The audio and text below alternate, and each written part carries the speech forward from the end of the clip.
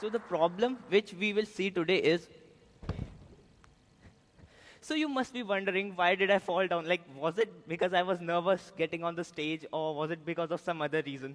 So this is the main reason why almost 17 million people die each year due to myocardial infarctions. People who are present around them, they are not even able to recognize that this person has heart attack, and they are not even able to get proper medical attention in time.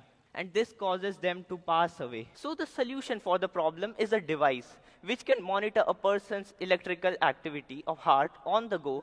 It can alert the user if it detects some problems in the heart's electrical activity.